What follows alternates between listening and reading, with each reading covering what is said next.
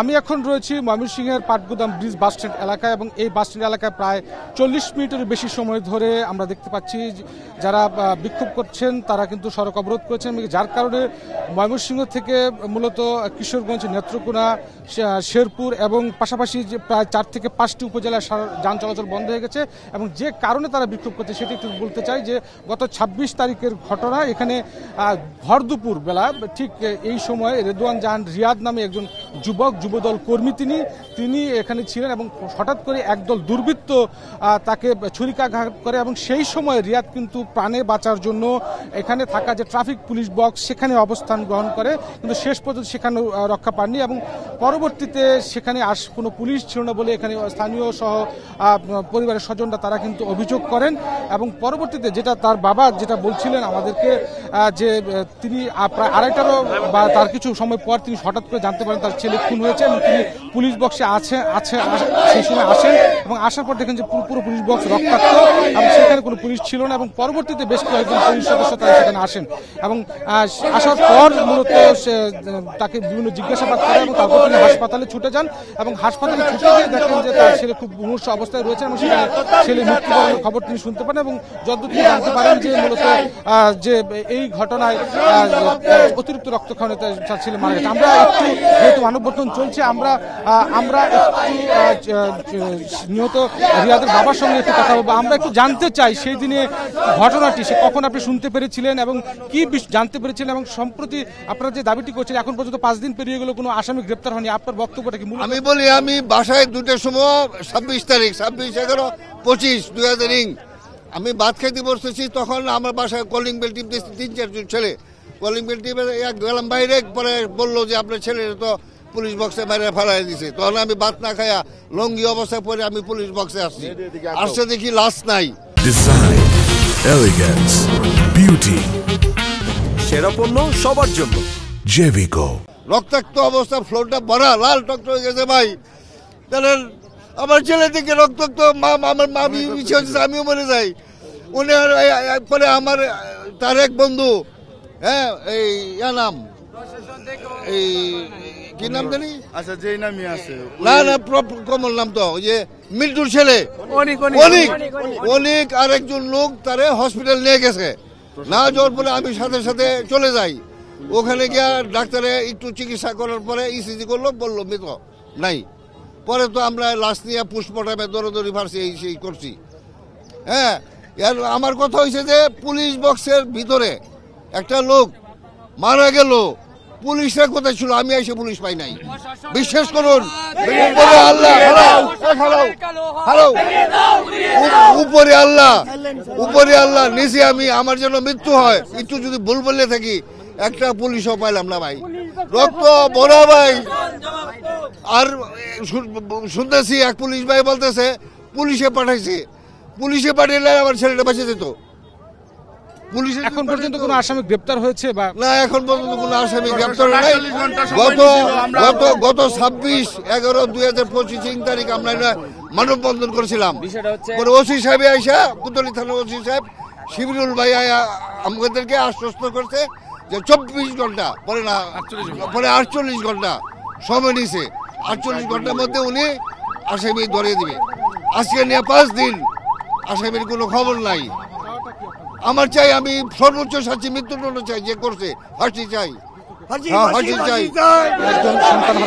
শুনছিলাম এই মুহূর্তে যেহেতু ময়মনসিংহ কোতোয়ালি থানার ওসি শিবিরুল ইসলাম আমাদের সঙ্গে রয়েছেন। আর শিবির ভাই একটু জানতে চাই, যেহেতু আপনি 48 একটা আলটিমেটাম দিয়েছিলেন, একটা জনবহুল এলাকায় একটা হত্যাকাণ্ডের মতো ঘটনা ঘটেছে, আপনি তদন্ত করে কতদূর এগোতে পেরেছেন বা সেই ক্ষেত্রে আসামিদের যেহেতু এখনো গ্রেপ্তার করা হচ্ছে না বা হয়নি এখনো, যে সর্বশেষ কি আপডেটটা রয়েছে এই ঘটনা? ধন্যবাদ আপনাকে। আপনারা, আমি কথা বলি, আপনারা একটু শোনেন। বিষয়টা হচ্ছে আমাদের এই পাটগুদাম এরিয়াতে আপনারা জানেন যে 4-5টা ডিস্ট্রিক্টের কানেক্টিং এরিয়া। এখানে বিভিন্ন সময়তে আগে প্রচুর ছিনতাই হতো, ব্যাপক পরিমাণে ছিনতাই হতো। সেক্ষেত্রে আমরা এখানে আমাদের যে ইউনিফর্মের পুলিশের গাড়ি, সেই গাড়িটা দেখা যাচ্ছিল যে ছিনতাই কন্ট্রোল করা যাচ্ছে না। পরবর্তীতে আমরা আমাদের মোটর সাইকেল দিয়ে আপনার এখান থেকে এই মোড় থেকে চায়না মোড় থেকে মটকা ব্রিজ হয়ে শম্ভুগঞ্জ মোড়, যখন এই গাড়িগুলো ডিউটি দিয়েছি তখন ছিনতাই প্রবণতা কমে গেছে।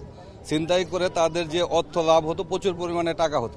ইদানিং এই ছিনতাই কমে যাওয়ার কারণে ছিনতাইকারীরা তো বেকার হয়ে পড়েছে, যার কারণে দু একটা ছিনতাই যদি তারা করে তাদের টাকা ভাগাভাগি নিয়ে তাদের মধ্যে কনফিউশন হয়।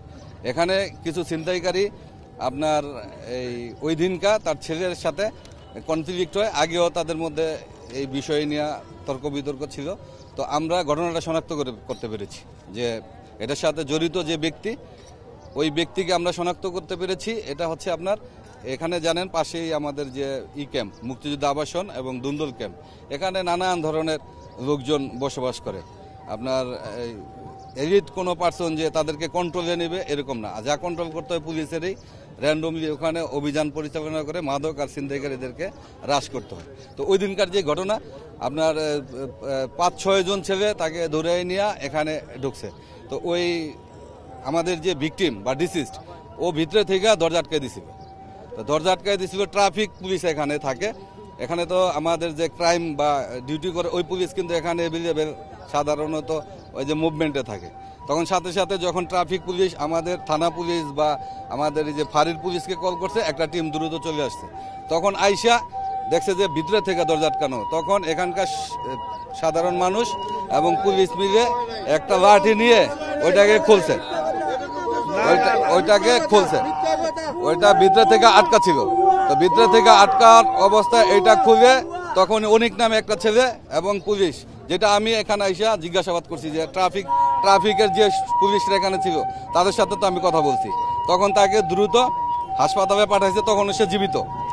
পাঠানোর পরে তাকে যে স্টেপ করছে, উরুতে একটা স্টেপ মাত্র করছে, ওই স্টেপে ডিপনেসটা ছিল বেশি। ডিপ থাকাতে প্রচুর পরিমাণে ব্লিডিং হয়ে হাসপাতালে তাকে নেওয়ার পরে কিছুক্ষণ ছিল সে, যেটা আমরা শুনেছি। এখন যে ব্যক্তি তাকে স্টেপ করেছে, আর ওই ব্যক্তি ওই যে আমাদের যে সিসি ক্যামেরা দিয়ে আমি লোকজনকে দেখাইছি পর্যায়ক্রমে যে ডিজিটালি ওকে কেউ শনাক্ত করতে পারে কিনা। সিসি ক্যামেরাটা একটু দূরত্বে ছোট ছোট আপনার দেখা যায়। ওই এলাকার মানুষজন তো আপনার পোশাক বা সাইন সিমটম দেখলে দীর্ঘদিন যারা দেখছে ওরা কিন্তু চিনতে পারে, একজন লোককে শনাক্ত করছে। তো ওইটাকে আমরা সূত্র ধরে একটা ট্র্যাকে এগোচ্ছি। 5 দিন তো পেরিয়ে গেল।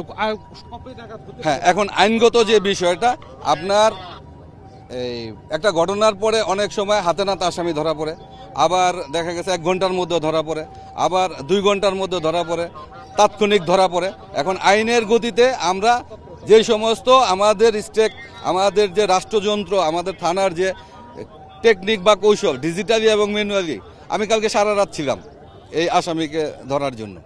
এই আসামিকে আমরা সবচেয়ে প্রায়োরিটি দিই, কারণ আমি নিজেই তো আন্ডার কমিটমেন্ট তাদের কাছে বলে গেছি 48 ঘন্টার মধ্যে আসামি ধরবো। ঠিক আছে, আমি নিজে এখানে বলে গেছি। মানে আসামি ধরার ক্ষেত্রে আপনারা তৎপরতা অব্যাহত। 100% আমরা শুনছিলাম ময়মনসিংহ কোতোয়ালি থানার ওসি শিবিরুল ইসলাম, তিনি আসামি ধরার ক্ষেত্রে তৎপরতা চালিয়ে যাচ্ছেন। আমি একটু তদন্তকারী অফিসার এবং সবাই বাইরের একটু অংশ দেখাবো, যেহেতু এখানে আমার বক্তব্য হচ্ছে এখানে যেহেতু সড়ক অবরোধ করা হয়েছে। একটু কথা বলি, একটা অন্যায় দিয়ে আরেকটা অন্যায়। এখন হাজার হাজার মানুষ আটকা পড়ছে, রোডটা একটু পরিষ্কার করতে হবে, রোডটা ক্লিয়ার করে দিতে হবে। আমি তো বলতেছি আমরা কাজ করতেছি, এটা হবে। একটা অন্যায় দিয়ে একটা অন্যায়কে কন্ট্রোল করা যায় না। এখন কিন্তু হাজার হাজার মানুষ আটকানো, রোডটা ক্লিয়ার করতে হবে। আমি বলছিলাম যে যেহেতু রোডটি ব্লক হয়েছে, সুতরাং এখন কিন্তু গাড়িগুলো আটকা রয়েছে। আমি যেটা আগেও বলছিলাম, কিশোরগঞ্জ নেত্রকোনা শেরপুরের গাড়িগুলো কিন্তু আটকা রয়েছে। এবং সেই সাথে আমরা দেখতে পাচ্ছি যে প্রচুর যারা রয়েছেন যাত্রী, তারা কিন্তু আটকা পড়েছেন। এবং এখানে যেহেতু তারা আটকা পড়েছেন, সুতরাং তারা কিন্তু কখন আসলে এই যানজট থেকে বা এই যে এই অবরোধ তুলে নেবেন সেটি কিন্তু এখন পর্যন্ত নিশ্চিত করা যাচ্ছে না। পুলিশ যদিও তাদেরকে আশ্বস্ত করার চেষ্টা করছেন, কিন্তু যারা আসলে বিক্ষোভ করছেন, যারা মানববন্ধন করছেন, তারা কিন্তু বলছেন যে দ্রুত সময়ের মধ্যে এই যে যারা এই হত্যাকাণ্ডের সঙ্গে জড়িত তাদের দ্রুত সময়ের মধ্যে চিহ্নিত করে গ্রেপ্তার করার দাবি কিন্তু জানাচ্ছেন। এবং এই ঘটনার পর কিন্তু যেটা আসলে বলা হচ্ছে যে নগরবাসী যেটা বলছেন যে এত জনবহুল এলাকায় যদি আসলে সাধারণ মানুষের চলাফেরা বা নিরাপত্তা না থাকে, ভর দুপুরের মধ্যে এরকম খুনের ঘটনা ঘটে, তাহলে এটি বড়ই আশঙ্কাজনক। এবং সাধারণ নগরবাসীও চাচ্ছেন যে দ্রুত সময়ের মধ্যে এই ঘটনার সুষ্ঠু তদন্তের মাধ্যমে যারা প্রকৃত পক্ষে আসামি তাদেরকে যেন গ্রেপ্তার করা হয় এবং নগরের যে বিশেষ করে ছিনতাইকারী, চুরি এবং এই ধরনের হত্যাকাণ্ডের ঘটনার সাথে যারা জড়িত সেই বিষয়ে যেন অভিযান নিয়মিত পরিচালনা করা হয়। সব মিলে সাধারণ মানুষ একটি নিরাপত্তা চাচ্ছেন এবং এই যে ঘটনা ঘটেছে রিয়াদের মতো এই ঘটনার দ্রুত সময়ের মধ্যে তাদের যারা এই হত্যাকাণ্ডের সঙ্গে জড়িত তাদের গ্রেপ্তারের জন্য কিন্তু জোর দাবি জানাচ্ছেন। সব মিলিয়ে এই ছিল ময়মনসিংহ থেকে আমার কাছে সবশেষ।